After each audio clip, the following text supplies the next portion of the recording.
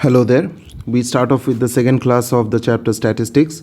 Now this class wouldn't have happened if I wouldn't have missed few problems which I should have done in the only class that we have done previously. So I will take those problems quickly and I'll solve them and we will be done with this.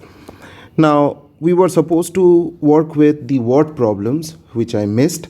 So let me take a few examples and let me solve them. The first one, the mean and standard deviation of 6 observations are found to be 8 and 4 respectively. If each observation is multiplied by 3, find the new mean and the new standard deviation.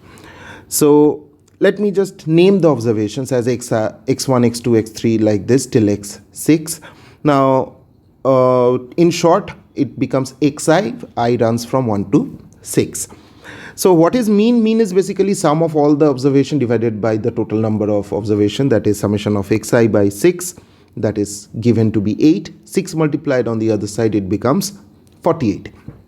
Now if I am multiplying 3 to all the observation, then what happens? 3 gets multiplied to the total sum as well. So therefore it becomes 3 into 48, 144. So therefore what is going to be the new mean? The new mean is going to be 144 by 6, that is 24. So basically what happened is the mean got multiplied by the factor of 3. If you are multiplying all the observation by a factor of 3, then the total, the mean also gets multiplied by a factor of 3. Now let us come to the standard deviation. Now standard deviation formula is under root summation of xi minus x bar whole square by 6, and that is given to be 4. So the sigma square, that is the variance, it becomes 16, which means summation of xi minus x bar whole square by 6, that is equals to 16. So summation of xi minus x bar whole square, that is 96. Now as you have multiplied all the observation by 3, so the mean has also got multiplied by 3. So after multiplying, what happens? As it comes out of the square, the whole thing gets multiplied by a factor of 9. So therefore 9 into 96, that is 864. So therefore the new standard deviation is under root 864 by 6, and that is equals to 12. And that is also that the standard deviation got multiplied by a factor of 3. Next, number 2. The mean and variance of 7 observations are 8 and 16 respectively. If 5 of the observations are 2, 4, 10, 12 and 14, find the remaining 2 observations. So now let me name the observations which are missing, that is A and B. It is given that the mean is 8 and the variance, that is 16. So now what is mean? Mean is basically sum of all the observation divided by 7. So from here I get a relation, that is A plus B is equals to 14. Now in the next case, that is in the variance is basically xi minus x bar whole square by n, summation of xi minus x bar whole square by n. So that is basically 2 minus 8 whole square plus 4 minus 8 whole square, so on till a minus 8 whole square and b minus 8 whole square. So 7 multiplied with 16 gives you 112, and from the first relation, from this relation, I put it back. I can write b is equals to 14 minus a. So let me just put it into the equation. So that gives me something like this.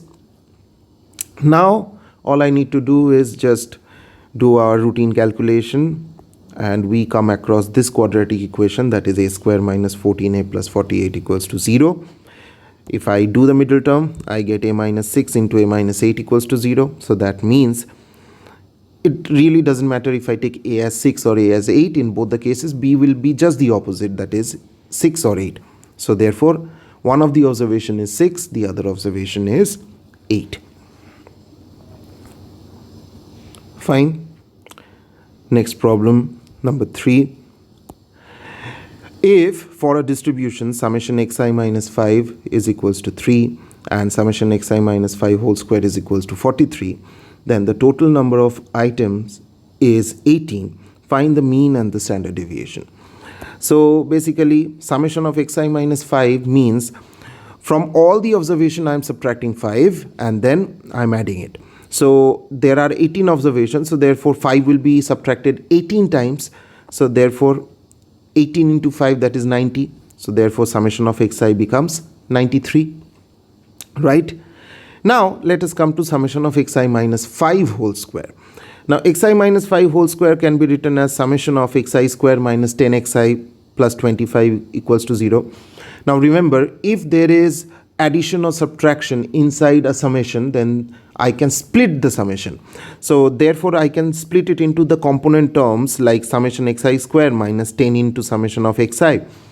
And then 25 is added 18 times. So 25 is summed 18 times. So therefore 25 into 18.